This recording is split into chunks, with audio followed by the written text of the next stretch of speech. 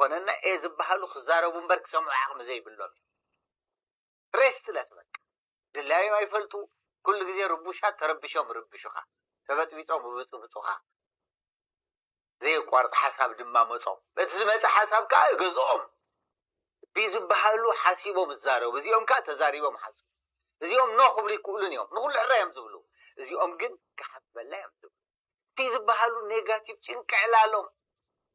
ርያ ቢልካ እዊ ተደዊንካ እምበር ኮሮና ቫይረስ ከኦሮማይ ዓለም ወዲእዋ ውጋዕ ጭንቅጥራ እዮም ዝዕሉ እዚኦም ኣይከውንን እዩ ክትወድእ በቃ ኔጋቲቭ ይዘረብኦም እዞም ዲ ዝብሃሉ ድማኒ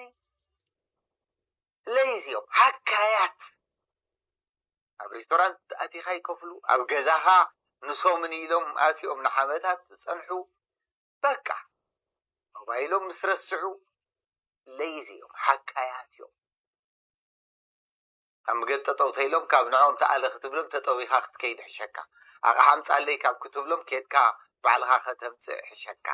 ስለዚ እዚ ባህሪ ዘሎ እዞም ቲ ድበሃሉ ከዓ ደረቃት እዮም ንርሳስ ክብሉ ህይወቶም እዮም ዘዕልፉ ኣነ ብሓቂ መውት እየ ዝብልኻ እዋ ምትዕፅፃፍ የብሎምን ደረቃት እዮም ንንእሽተ ነገር ክብሉ ሓዳሮም ብትኑ ዕርክነቶም ዓማዊሎም ካብቲ ሕብረተሰብ ከማን ንፀሉ ኤክስ ዝበሃሉ ድማኒ ሳይኮፓት እዮም እዚኦም ዓለም ኣሸጊሮማ ዘለው እዚኦም እዮም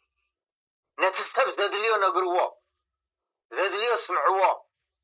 ካብ ስልጣን ዝሓዝዋ ግና ይለቅዋን እዮም ክልቃሕ ከሎ ገንዘብ ጥዑም ቃላት የሪኤካ ምስ ወሰደንተን ገንዘብ ኣብ መምላስ ግን ፍዳኻዩ ዘሪኤካ እሞ ዓለም ከፊእዋ ዘሎ እዞም ኤክስ ዝበሃሉ ሳይኮፓት ዝበሃሉ እዮም